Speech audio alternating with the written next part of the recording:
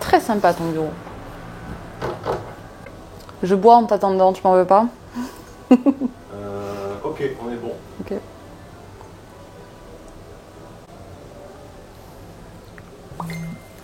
Générique. Sans le portable. Sans le portable. On se la refait? Générique. Le grand jour est arrivé, le fameux dimanche, le dimanche de la première question-réponse. Dans quelques temps, nous ferons un live, mais le moment n'est pas encore arrivé. Il faut que la chaîne prenne encore un petit peu plus de force de frappe, puissance. En attendant, donc, le premier question-réponse, il a bien fallu définir un modus operandi. Vous avez été nombreux, près de 400 à poser une question. 400 en 2 jours, évidemment.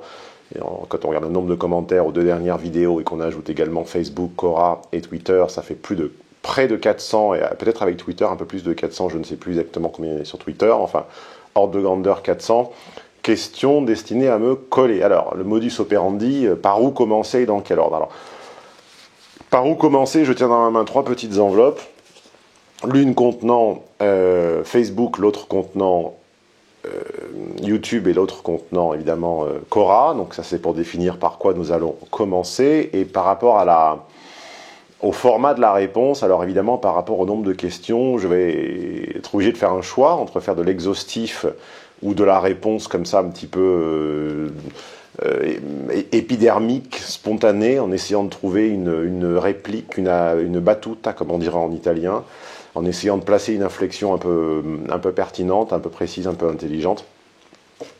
Alors, entre ces deux opportunités, je choisis celle de la réponse courte, évidemment. Si une question devient surreprésentée... Ah, pardon, il faut que je rebranche la batterie de l'ordinateur. Si une question, disais-je, devient surreprésentée donc apparaît de nombreuses fois dans vos commentaires, j'en ferai une vidéo séparée, mais... Pour le jeu, et parce qu'il faut bien faire un choix, nous choisirons le modus operandi de la réponse en une phrase. Alors, par quoi allons-nous commencer? Donc je vais tirer au sort devant l'huissier, on va dire que l'huissier c'est le petit bonhomme sur ma cheminée là-bas, tirer au sort une de ces enveloppes, évidemment anonymisée, et nous allons savoir dans un instant par quoi je vais commencer. Quora, voilà, nous allons commencer. Bon, je vous fais pas le zoom, enfin vous me croyez qu'il y a écrit Quora sur ce morceau de papier. Nous allons commencer par les questions Quora, après avoir fait un petit zoom sur ma tête pour être net et beau. Alors, Quora.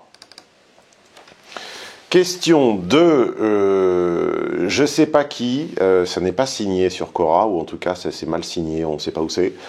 Je ne respecte aucune convention sociale, c'est grave. Donc, attention, ceci est un morceau de citation. La phrase « Je ne respecte aucune convention sociale, c'est grave » est-elle une bonne phrase pour m'introduire auprès d'une inconnue qui me plairait et créer d'emblée une certaine proximité? Bon, alors on va dire qu'on commence par les questions connes. Hein. Il faut bien commencer par quelque chose, donc me voilà bien loti. Je pense que simplement... quand on est susceptible de poser ce type de questions dans le cadre d'un question-réponse à Stéphane Edouard d'Homme d'Influence, c'est que de toute façon, c'est pas la peine d'expliquer à l'inconnu que tu n'as aucune intelligence sociale ou que tu ne respectes aucune convention sociale. Elle le verra d'elle-même, parce que je le vois déjà à la nature de la question que tu me poses. Donc dispense-temps, je pense que si tu es capable de me demander ça, c'est que c'est de toute façon écrit sur ton visage que tu ne connais pas les conventions sociales. Question numéro 2, à quoi, je vais pas notifier, enfin numéroter les questions, ça va être pénible. À quoi recosser, de toute façon vous les voyez comme mon coach YouTube me l'a dit, salut Alexandre de Mittel Europa, vous voyez les questions ci-dessous. À quoi reconnaissez-vous un ou une timide? Alors, oui, vous savez que je suis un peu l'expert en France de la timidité à mon corps défendant, j'en ai fréquenté, connu, pas bibliquement, mais enfin j'en ai connu, si, quoique bibliquement, oui, une fille ou deux timide, un peu plus même. J'en ai connu des centaines et des milliers, certainement, parmi mes clients, encore une fois, à mon corps défendant. Moi, je n'ai jamais choisi d'ouvrir une école pour timides. j'ai choisi d'expliquer les femmes et les relations hommes-femmes, et par la force des choses, il y a une espèce de séquence logique qui s'installe, où, évidemment, les hommes qui s'interrogent le plus sur les femmes sont ceux qui en ont connu le moins, évidemment, et ceux qui en ont connu le moins, ben, en général connu le moins, parce qu'ils sont timides. Voilà. Moi, je ne m'adresse pas qu'aux timides, mais j'en hérite par ricochet. Alors, on reconnaît un timide à plein de facteurs, que je lis d'ailleurs sur le site Vaincre la timidité. C'est un programme en 21 semaines pour se débarrasser de ce fléau. On va dire, parmi les 2 ou 3 principaux, ça va être l'omnipotence du dialogue intérieur. Ce dialogue intérieur étant ce à quoi le timide substitue un interlocuteur externe, c'est en fait lui-même. C'est-à-dire que le timide a un problème avec l'altérité. Un non-timide, une personne normale, entre guillemets, va, pour construire un avis un petit peu cohérent sur le monde ou sur sa prochaine action, sur sa prochaine opportunité à saisir, à un moment, il va émettre des hypothèses, entendre le retour du tiers, de l'autre, de son alter ego, sur ces hypothèses, et puis il va infléchir un petit peu son avis. C'est quelque chose que F fait particulièrement bien, F étant le plus petit dénominateur commun aux femmes, c'est d'émettre des avis, d'émettre des opinions dont elles ne sont pas sûres, d'entendre un petit peu l'écho du monde autour d'elles, et puis de les infléchir. C'est comme ça, normalement, qu'on se forge des avis, c'est en disant, c'est en prononçant des erreurs, c'est en se trompant, et puis par accumulation comme ça de petites erreurs, par médiation, on finit par se forger un avis. Le timide trouve plus économique de se poser les questions à lui-même avant de les poser aux autres, car il a toujours peur de déranger. Voilà. Et ça crée le monologue intérieur, qui est cette espèce de discours abscon qui tourne en rond, où en se faisant les questions et les réponses, on s'éloigne de plus en plus du bon sens élémentaire. Donc je dirais le monologue intérieur qui définit le timide, et également le ou la timide, on va la définir et la caractériser par... vous me séchez là, attendez. Oui, alors le timide est quelqu'un qui n'observe pas ou peu. Le paradoxe du timide, c'est que c'est quelqu'un qui n'observe jamais, ou très peu, mais qui est toujours persuadé que tout le monde l'observe. Donc lui est en général incapable de remarquer un quelconque détail sur quoi que ce soit de l'architecture qui l'entoure, ou de ce que les gens ont fait ou pas fait, ou de quelque chose qui lui passe sous le nez au restaurant. Parce que c'est quelqu'un qui n'aime pas profondément assez la vie pour prendre le risque de s'y livrer. Car observer, c'est aimer, comme disait Cochet citant Marie-Noël ou Yourcenar ou je ne sais plus qui. Donc le timide est quelqu'un qui n'observe pas les autres, ou pas assez, ou rarement, mais qui en même temps est persuadé d'être tout le temps observé. Donc c'est quelqu'un qui, par sa gestuelle, a toujours cette gestuelle de sentir l'intégralité, la quasi-intégralité des regards de la salle sur lui. Donc il bouge très très peu la tête, il regarde du coin de l'œil comme ça, comme s'il était toujours éperdument observé. Alors qu'en réalité, les gens s'en foutent, ne le regardent pas, n'en ont rien à fiche, et la preuve en est, la preuve que lui ou elle devrait accréditer en premier, c'est que lui, n'observant pas les autres, comment voulez-vous que les autres l'observent? Mais bon, voilà le timide. Allez. Vous est-il déjà arrivé d'avoir des clients psychopathes? N'avez-vous pas peur, demande Hector Loyal, de les aider à faire du mal en mettant vos outils à leur service? Bah oui, enfin... J'ai des clients psychopathes, oui, sans doute, c'est sans doute théoriquement vrai, dans une immense minorité. Il y a tout pays, toute nation, tout groupe humain contient une petite fraction de gens qui sont victimes de pathologies mentales, plus ou moins dangereuses. Hein. Je pense que les tueries de nos cousins outre-Atlantique semblent le démontrer. Après, chez moi, jamais personne n'a encore tué, n'a jamais déchargé la carabine sur un concert de country, pour rebondir sur l'actualité. Et puis de toute façon, quand tu ouvres tes contenus à une audience libre, que ce soit en conférence ou que ce soit sur YouTube ou que ce soit où que ce soit, tu n'as pas le contrôle, tu ne fais pas de sélection à l'entrée. Donc quiconque peut effectivement écouter mes contenus et les interpréter à sa convenance. Quant à la petite proportion de débiles et de psychopathes dans la société, elle est irréductible, elle est structurelle. Comme on dit du chômage, quand on dit qu'il est structurel, il ne peut pas descendre en dessous de 1 1 ou 2 ou 3% de la population. Bah oui, il y a 1 ou 2 ou 3% de psychopathes dans la population, c'est structurel, et je n'y peux rien. Que pensez-vous de cette citation, demande Hashtag d'Albert Camus, je dois m'occuper d'être heureux. Et comment l'interprétez-vous? Voilà, une dissertation de philo en 2 minutes.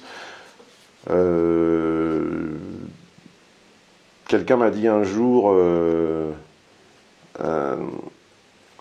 sois heureux, c'est la clé du bonheur.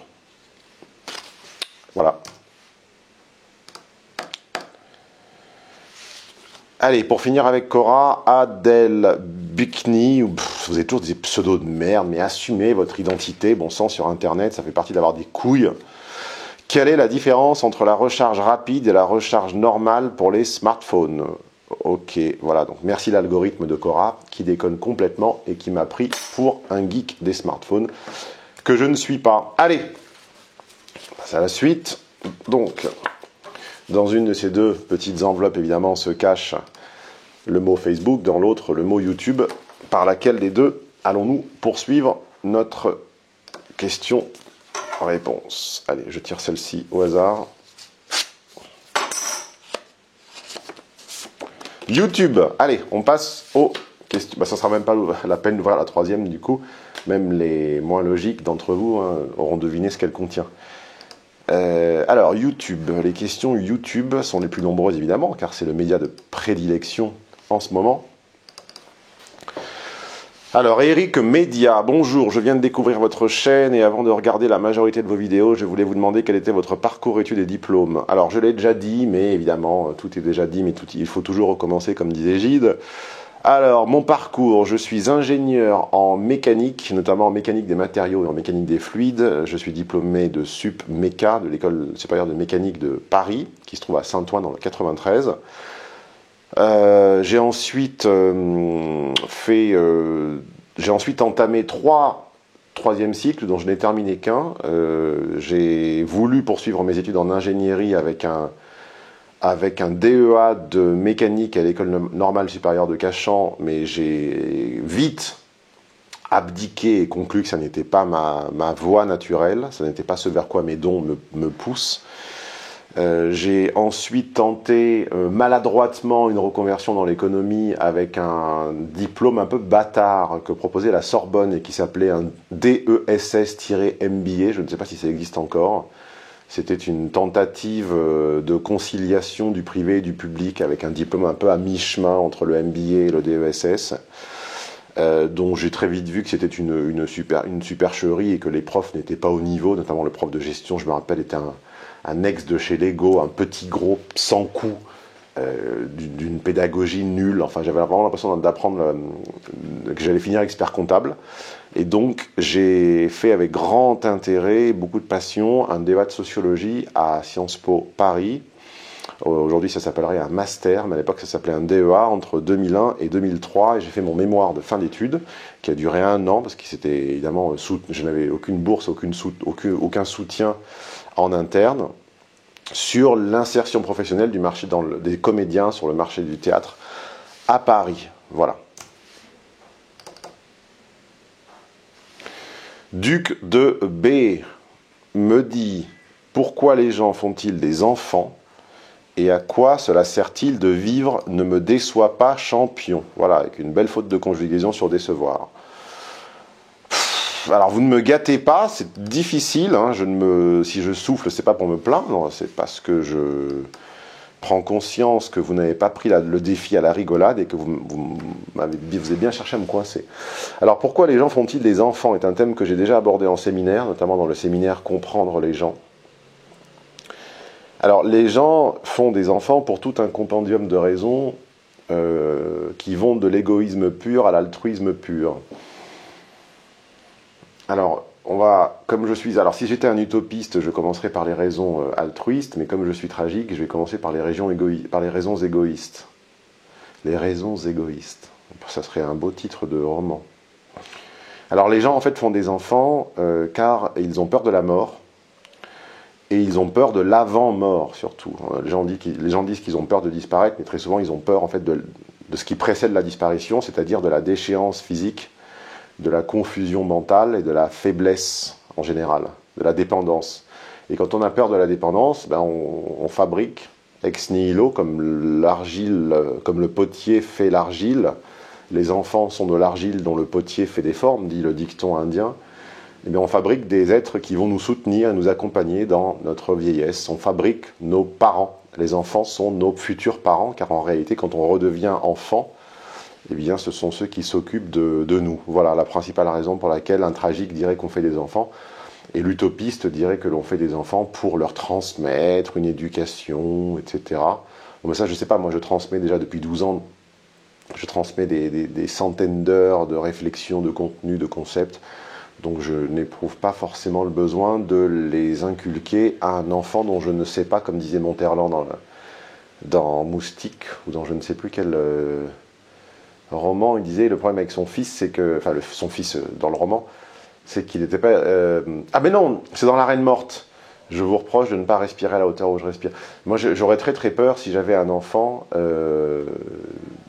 qui ne soit pas aussi intelligent que moi et que je m'acharne à lui transmettre des préceptes dont il n'a rien à foutre. Voilà. Donc, vous êtes un petit peu tous mes enfants virtuellement. TMacTR, donc toujours plus loin dans les pseudos à la con, évidemment. Ça serait trop difficile d'avouer son vrai nom et son vrai prénom. Idéalement, penses-tu qu'il soit meilleur pour elle qu'une femme pour une... Putain, votre syntaxe de...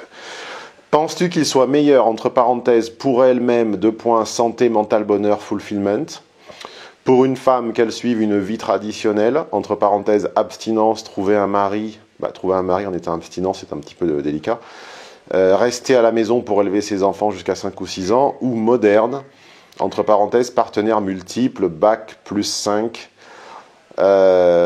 supérieur de nounou pour les gosses et carrière. Bon. Alors évidemment, moderne, on est toujours le con d'un autre et on est toujours le moderne de la génération qui précède et on est toujours l'ancêtre de celle qui nous suit. Donc moderne est un concept très relatif. Je pense que la vie sexuelle et amoureuse d'une courtisane dans la Rome antique, que j'ai un petit peu étudiée, regardez ma vidéo sur le rôle du banquet, notamment dans la Rome antique, le nombre de partenaires sexuels d'une courtisane de la Rome antique ou même d'une... comme le montre très bien Fanny Le Saint dans sa BD sur les pirates, là, au XVIIe siècle, le nombre de partenaires sexuels d'une femme dans la piraterie ou d'une courtisane dans la Rome antique n'a rien à envier à une nana qui aura fait sub de co et qui daterait sur Tinder. Donc déjà, tu as une vision des choses un tout petit peu binaire, permets-moi de te le dire. Tu es un peu binaire. Et ensuite, je pense qu'il faut que chacun... Encore une fois, je suis un petit peu tragique, mais je pense que Nietzsche a raison et que chacun... Il y a des gens qui sont faits pour exécuter des tâches simples et qui n'en portent pas le poids et la charge sur leurs épaules. Et il y a des gens qui sont faits pour exécuter des tâches de management. Il y a des gens qui sont faits pour créer, ça s'appelle des artistes. Et je pense qu'il faut que chacun s'accroisse jusqu'à la limite maximum de ses dons. Je me rappelle ma femme de ménage, plutôt la femme de ménage de mon ex il y a quelques années, dont je voyais que le sol chaque semaine était de moins en moins bien aspiré, et puis un jour je me suis permis de regarder comment elle s'y prenait en me disant c'est pas possible, c'est recouvert même après même après son passage, c'était de moins en moins nickel. Et en fait un jour je voyais que le sac de l'aspirateur était plein à craquer, il y a même un petit voyant rouge sur l'aspirateur qui montrait que le pauvre bougre, la pauvre machine n'en pouvait plus, et je lui ai dit mais Marité, je sais plus comment elle s'appelait, mais pourquoi vous changez pas le sac? Enfin, ça n'aspire plus rien. Et elle savait pas le faire. Et donc j'ai changé le sac. Et à sa réaction, j'ai vu qu'elle avait l'impression que je me livrais à une espèce d'opération chirurgicale de haute technologie. Et donc voilà, il y a des gens pour qui changer un sac d'aspirateur, c'est déjà le plafond de leur capacité cognitive et motrice et manuelle. Et je pense qu'effectivement, quand une femme a l'intelligence d'être ingénieur, la passion d'inventer un brevet ou d'être champion d'échecs ou de faire du management à haut niveau, je pense qu'elle devrait s'y livrer. Et que le monde a besoin, vu que le QI moyen baisse, le monde a besoin de toutes les formes d'intelligence. L'intelligence ne consistant pas simplement à devenir consultant en évasion fiscale pour Apple ou Nike, évidemment, hein, c'est pas ça que... Je ne parle pas de ça. Et bah, si son intelligence consiste à plafonne à emmener les enfants à la crèche, bah, qu'est-ce que tu veux que je te dise? Qu'est-ce que tu veux que je te dise? Faut qu'elle emmène les enfants à la crèche. Voilà. Le féminisme Chuck Child Free, donc lui au moins il annonce la couleur. Le féminisme rend-il con ou faut-il être con pour être féministe? Vous ne voulez que m'attirer des ennuis aujourd'hui.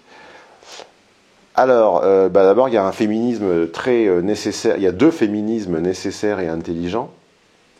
Je ne le répéterai jamais assez, on en est à une troisième vague de féminisme que l'on pourrait qualifier pour être gentil, de gloubi-boulga, de recyclage, de combat des sexes. En réalité, il y a deux féminismes intelligents et nécessaires et courageux. Le premier, à peu près juste avant la Belle Époque, donc fin du 19e, début du 20e siècle, qui était un féminisme, on va dire, civique, c'est-à-dire qui a émergé aux États-Unis et qui avait pour but, notamment dans les amendements de la Constitution, de faire reconnaître les femmes à l'égal des hommes. Il y a une deuxième vague de féministes dans les années 60-70 qui a eu pour but de compléter leurs droits civiques et sociaux et de leur accorder notamment le droit de vote et un certain nombre dans la plupart des États américains, même dans les plus reculés, un certain nombre comment pourrait-on appeler ça, d'abolir certaines inégalités dans les États les plus reculés, je sais pas quoi, du Texas, de l'Arkansas, du Wyoming ou on ne sait où. Et là, on en est à une troisième vague qui a pour but, en réalité, bon, tout ce que j'explique sur le site, on va pas y rentrer parce que là, on en aurait pour des heures. Mais globalement, qui fait table rase, hein, c'est ce que Steven Pinker appelle la théorie de la table rase. Cette troisième vague de féminisme fait table rase simplement des constructions et des acquis des deux précédentes pour en réalité opérer un hold-up idéologique sur la souffrance des vrais opprimés qui ne sont pas les femmes, mais qui sont qui sont les femmes en général du tiers-monde et des pays, ce que j'appellerais les pays à la con, suivez mon regard, et également des employés paupérisés et tertiarisés du First World. Voilà. Voilà le rôle du féminisme moderne, c'est de kidnapper, de faire le hold-up sur la souffrance des ouvriers en général. Voilà. Fabien Delaunay me demande: Hello Stéphane, ma question est la suivante et je n'ai pas la réponse. L'homosexualité vient-elle selon toi le plus souvent de la complexité des relations avec les personnes de sexe opposé, d'un attrait physique d'ordre inné, d'un problème identitaire personnel ou toute autre explication anthropo-fico, alors je ne sais pas ce que c'est, sociologique? Merci d'avance. Alors Fabien, avant de faire une première pause pour des raisons de batterie et de carte mémoire, mais ne vous inquiétez pas, vous ne le verrez pas, ça sera seamless de votre côté. L'homosexualité a toutes les causes du monde, évidemment. Quiconque prétend faire du monodéterminisme se trompe. Elle est déterminée par plein de choses. Elle peut être déterminée par la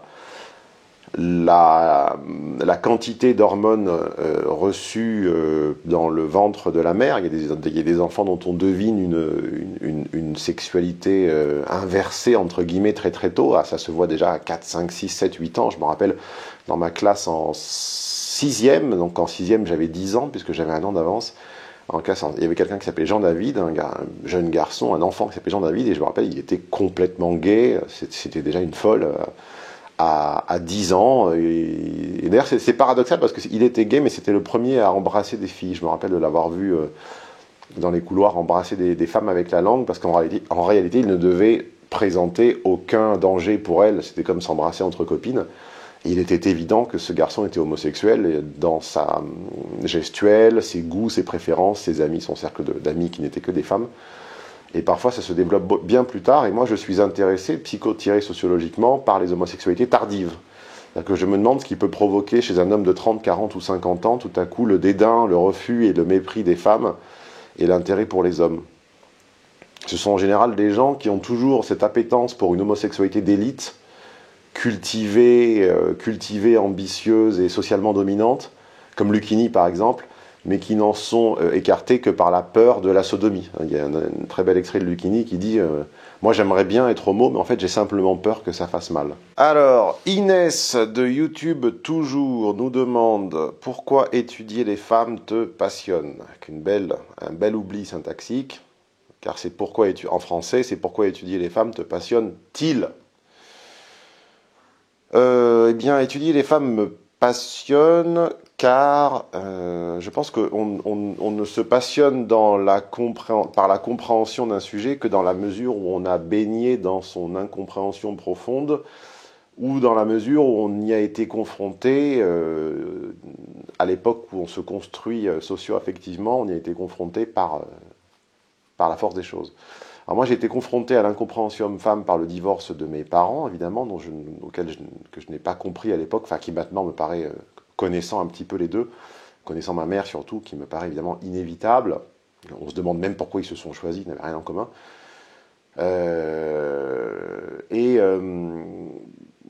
Donc confronté à l'impéritie, à l'inefficacité, simplement au fait que l'union de mes parents n'ont pas marché. Comme dit Michel, c'est pas Teboul, c'est ce rédacteur, cet auteur de livres de développement personnel, Jacques Salomé, parmi les rares choses intelligentes et pertinentes qu'il ait dites, il a dit quelqu'un qui s'intéresse à la rencontre aux femmes, à la séduction, à être sexué, etc., et quelqu'un qui ne comprend pas pourquoi il est né et qui ne comprend pas les raisons de l'union de ses parents, et qui a toujours besoin de rejouer la scène de la rencontre initiale dans l'espoir un peu utopique et vain d'un jour arriver à comprendre ce qu'il fout là. Voilà. Marc P. La fidélité sexuelle a-t-elle encore un sens dans la société actuelle? Quelles sont les bonnes raisons de s'engager, entre parenthèses, démarrer une relation exclusive avec quelqu'un? Alors la fidélité a-t-elle encore un sens? Écoutez, on va citer pour ce faire, mes citations étant de mémoire, évidemment, elles ont la beauté de l'instant et de l'improvisation, mais elles ont le défaut de ne pas être forcément toujours très fidèles ou précises. Je crois que c'était Alain, ou je ne sais plus qui disait être fidèle, c'est l'art de ne tromper que par la pensée. Effectivement, on a été fidèle on a eu moins de partenaires, on a été plus monogame pendant des siècles, sous l'Ancien Régime, par la contrainte, parce qu'il était beaucoup plus difficile de rencontrer des gens hors du cercle, c'est-à-dire de façon exogame. Pour ce faire, il fallait voyager. Voyager était cher, coûteux et dangereux. Enfin plutôt, cher en argent, coûteux en investissement personnel et dangereux, les moyens de transport étant moins sûrs, on pouvait mourir au coin d'une route. Donc évidemment, quand on vivait dans petits groupes humains, tromper était beaucoup plus coûteux, donc on était contraint à une monogamie un peu subie. Alors aujourd'hui, dans la solitude peuplée, comme dirait Camus, des grandes villes, évidemment c'est moins coûteux parce qu'on est presque sûr de ne jamais croiser ou de ne jamais être vu. Puis il y a tous ces petits hôtels là comme ça qui permettent de vous échapper quelques heures avec votre bien-aimé ou plutôt votre bien-désiré. La fidélité a-t-elle encore un sens? Oui, elle a un sens. Elle protège des maladies, elle permet l'investissement et la transmission du patrimoine sur les enfants. Elle permet de réduire l'incertitude sur l'origine biologique et de l'ADN des enfants. Et elle permet globalement de protéger l'investissement, de protéger le patrimoine et de construire en commun et de ne pas disperser le patrimoine sur 15 ou 20 maîtresses, comme c'est le cas de la plupart des personnages médiatiques aux États-Unis, quand on apprend les Charlie Sheen et compagnie, ou les David Hasselhoff, dont on apprenait récemment qu'il avait 16 000 euros mensuels de pension par-ci, 15 000 par-là, pour des anciennes épouses qui se disaient malades et souffrantes, et puis qui sur Facebook se font voir dans des soirées mondaines, ou au sport, ou au bord d'une piscine, aux quatre coins de la planète. Voilà. Et quelles sont les bonnes raisons de s'engager avec quelqu'un? Je viens de le dire, c'est faire un enfant, c'est construire du patrimoine, et c'est sortir de la course. Parce que être dans la course à la rencontre, c'est usant, c'est fatigant, et surtout c'est très cher, notamment pour les hommes, ça coûte beaucoup d'argent. Donc, quand on abdique et qu'on a l'impression d'avoir capturé un petit peu le sommet de ce que l'on pensait mériter, on arrête, on abandonne. Quels sont les bons livres que tu recommandes pour quelqu'un qui veut s'intéresser à la sociologie et aux relations humaines? Question redondante, je l'ai déjà dit, déjà écrit, c'est ci-dessous, c'est sur mon site, les 97, 18 ou 19 livres les plus intéressants sur les relations hommes-femmes et sur l'amour en général. La vie a-t-elle un sens? Demande Audrey Tigre, sans fonder un foyer. ton foyer, c'est là où se trouvent les tiens. Ton foyer, c'est là où se trouvent tes amis. Donc là, on devine, parce que c'est une question de femme, que par foyer, elle entend ses propres enfants. Donc on suppose qu'elle n'a pas encore eu d'enfants et qu'elle est en âge de se poser la question, est-il encore légitime d'en faire? Oui, la vie, enfin selon moi en tout cas, c'est être utile aux autres et c'est d'avoir donné plus qu'on a pris. Donc dans la mesure où l'on se sent utile et où l'on se sent... dans la mesure où l'on vit selon les préceptes de l'impératif catégorique kantien, c'est-à-dire dans la mesure où son mode de vie, on se dirait, si tout le monde, on puisse se dire, si tout le monde vivait comme moi, le monde ne s'en porterait que mieux, je pense qu'on a rempli son rôle. Alors évidemment, vous allez me dire, bah oui, mais si tout le monde n'avait pas d'enfants, ou si personne n'avait d'enfants, ben, on s'en porterait pas mieux, on serait plus là. Oui, mais je compte, vous savez, il y a suffisamment d'enfants par les accidents de la nature, hein, il y a souvent assez de femmes qui, enfin, les gens tombent enceintes, enfin les femmes tombent enceintes et les hommes font des enfants sans calcul depuis la nuit des temps. Et en réalité, je pense que il y a une très bonne conférence de Jean Covici d'ailleurs très récemment animée par Yves Calvi sur la surpopulation et qu'en réalité la Terre n'a simplement plus les ressources, l'arrière-plan, le sous-jacent énergétique pour provider à 6, 7, 8 milliards de personnes. Et simplement, je pense que le choix d'avoir un enfant aujourd'hui, ça peut se défendre, mais fondamentalement, je ne suis pas sûr que ce soit pour le bien de l'humanité, quoi. Bref. Ça va pas me faire des amis que de dire cela. Penses-tu que c'est plus intelligent? Ce n'est pas français. Penses-tu que ce soit plus intelligent de sortir en soirée et de flirter avec des femmes pour pouvoir coucher avec elles? Sachant qu'il y a un investissement en temps, argent, énergie, frustration, éventualité d'être rejeté comme un vaurien à tout moment, ou bien d'aller directement aux putes. Oui, alors là, cette question a le mérite, sinon de la syntaxe, du moins de la franchise. Je pense qu'aller voir une prostituée quand on n'a pas d'autre choix, c'est-à-dire la camionnette, je l'ai déjà expliqué, enfin j'en ai déjà parlé à de maintes reprises, ayant grandi à Nice, ayant parcouru à pied, en vélo, en voiture, en tout ce qu'on veut, la promenade des Anglais pendant des dizaines d'années, 2 dizaines d'années, on voit le soir, c'est très triste, on voit les camionnettes de cimentiers, d'éboueurs, de chauffeurs-livreurs qui s'arrêtent et qui négocient leur petite pipe à quelques dizaines d'euros. Dans ces conditions, effectivement, quand on n'a pas le choix, c'est très triste, hein. Après, il y a la prostitution d'élite, il y a la courtisane, la gourgandine, dont se délectent les 343 salauds, là, qui étaient pour le manifeste pro-prostitution, et qui en général choisissent leurs clients, sont sur Instagram, vous en trouvez plein, là. Si vous écarquillez les yeux, si vous ne croyez pas à ce que je vous dis, vous avez qu'à taper hashtag tag the sponsor sur Instagram, vous les verrez, et qui sont des demi-putes, en général ex-stars de la télé-réalité ou oubliés du showbiz, qui vendent ou qui ont sorti 1 ou 2 singles de musique, là, de musique pop, en général pas écrit par elles, pas produit par elles, mais elles ne font que montrer leurs boobs et danser.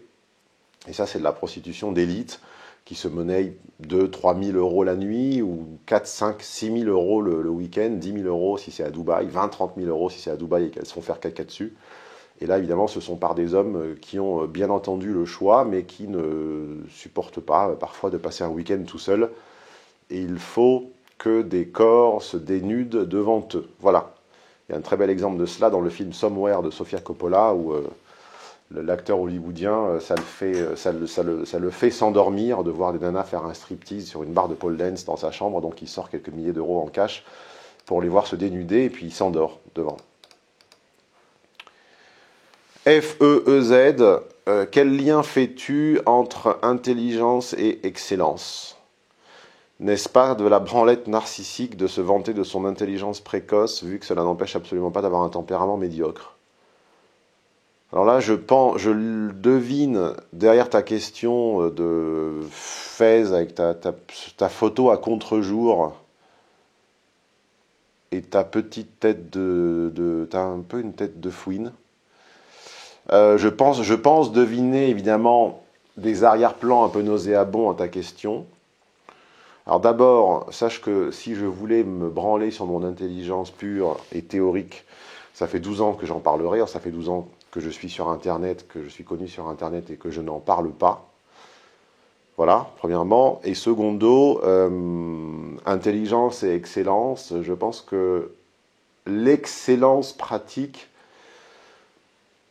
exclut l'intelligence pure, et que l'intelligence pure, à un certain stade, est un boulet, car elle pousse celui qui en est pourvu ou qui en a hérité à embrasser trop de paramètres en même temps.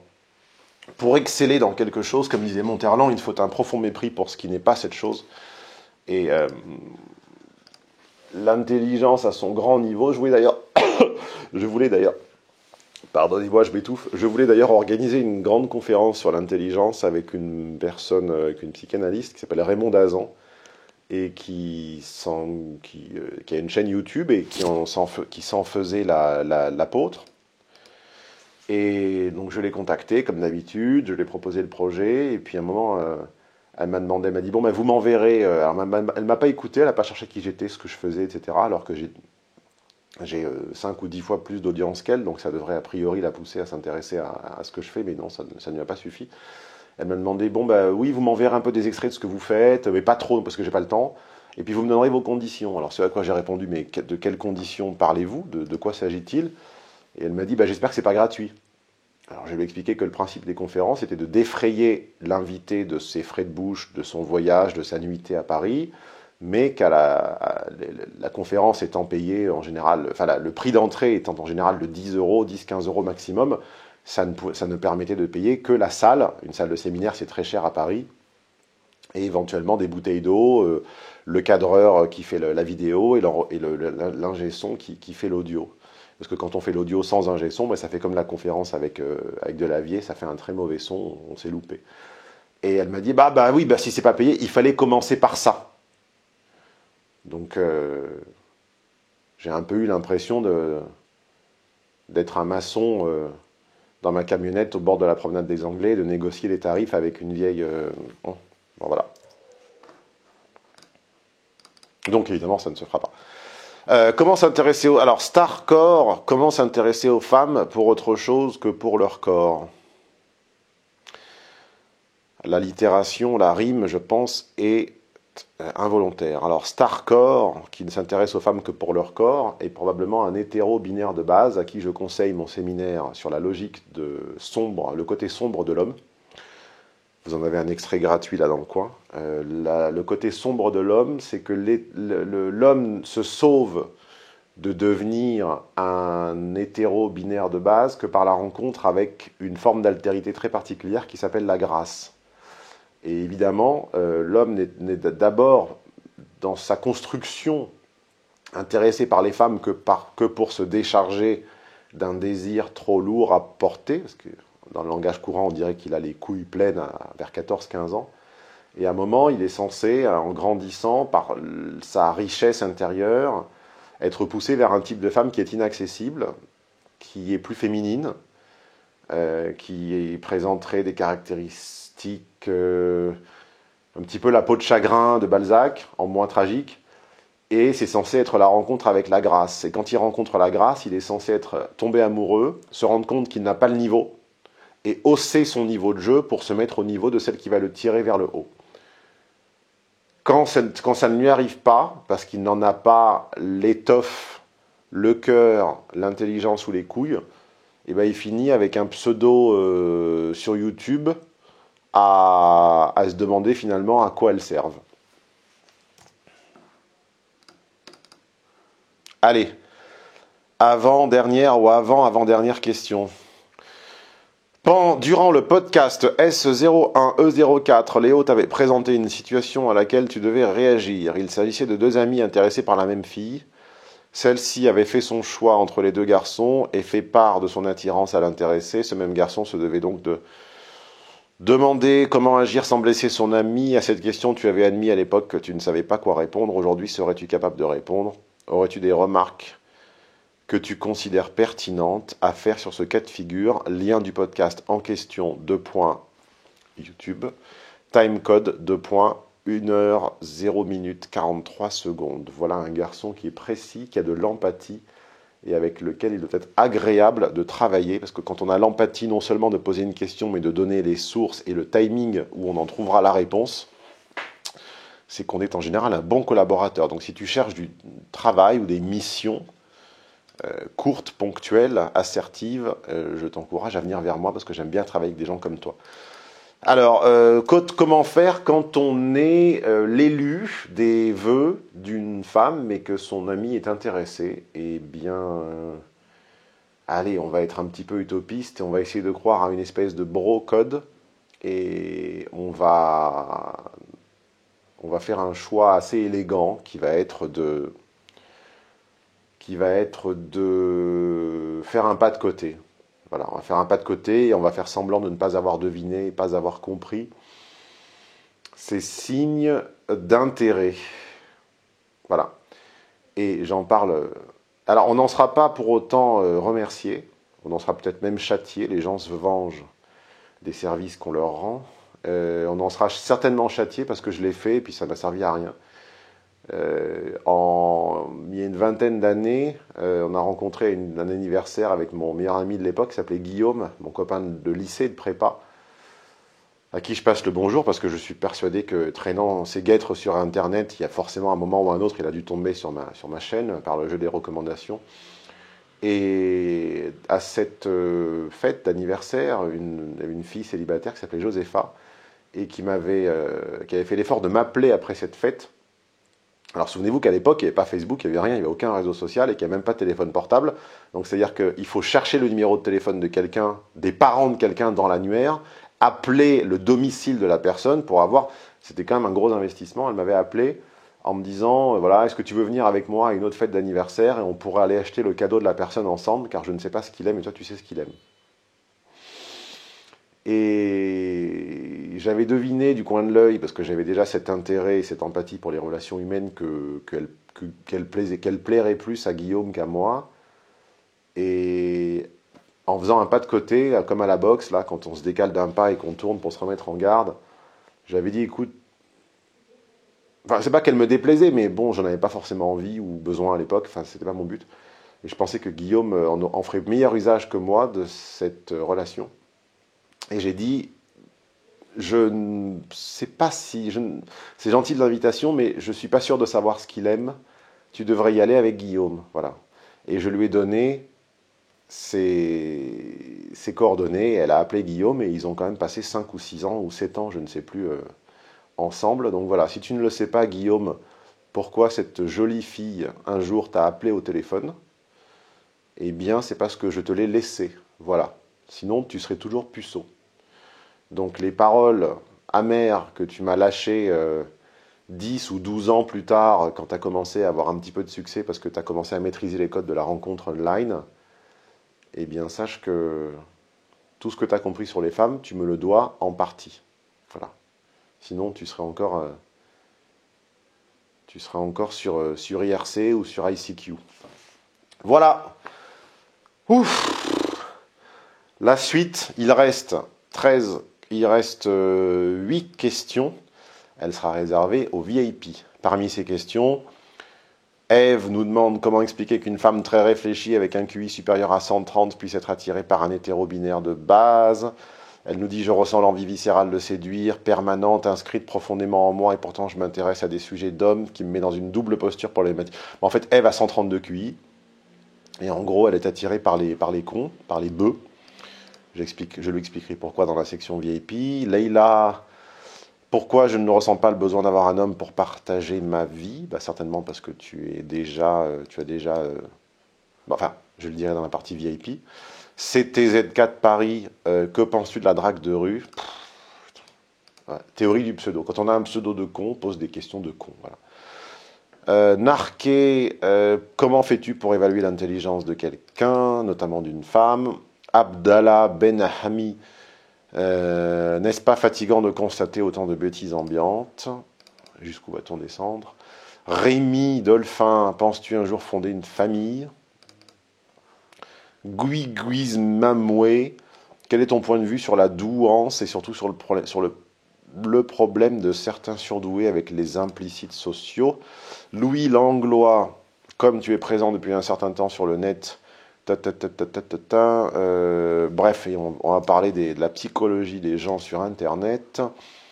Anne, quel type d'homme peut convenir à une femme très H? Et voilà, nous parlerons dans la section VIP. Boudiou, que c'est difficile de vous répondre quand vous êtes aussi nombreux, quand les questions fusent sur différents supports, quand elles sont de grande pertinence, car vous avez été de grande pertinence dans la plupart de vos questions. Certains, je pense, et certaines étaient un petit peu gratuites. Vous avez plus cherché à me coller, à me piéger, à tenter de me faire bafouiller qu'à réellement obtenir la réponse. Mais c'est le jeu, c'est désormais le jeu dominical. Alors ça ne sera pas tous les dimanches, ça sera un dimanche sur 2, sur 3, peut-être un dimanche par mois, plutôt ça me paraît plus raisonnable. Vous savez que le dimanche est la journée de la semaine où j'aime être un peu plus bavard, un peu plus disert dans les vidéos. D'habitude, je les condense pour me fitter, me formater à l'étau YouTube. Le dimanche, je me lâche un peu et je suis plus disert. Alors, un dimanche sur 2 ou sur 3, ce sera relâche. Un dimanche sur 2 ou sur 3, ce sera le bavardage, la discussion philosophico-ethnico-anthropolo-sociologique, comme ça a été le cas, je vous mets le lien dans le coin, par rapport au sédiment celtique de Burning Man, comme ça a été le cas par rapport à la liberté et à la réification du concept de liberté dans la pratique. Je vous mets également le lien dans le coin si vous ne les aviez pas encore écoutés ou digérés, c'est le moment de le faire. Voilà, comme je viens de vous le dire normalement à la fin de la dernière question, mais comme je vous le redis présentement, plus de questions-réponses évidemment, c'est pour les VIP. Pour s'inscrire en VIP, ça doit être ici que je mets le rond. Ouais, ça s'appelle les avantages abonnés. Ça s'appelle le VIP. C'est comme ça qu'on prend le meilleur, qu'on retient, qu'on obtient le meilleur d'hommes d'influence. Au revoir.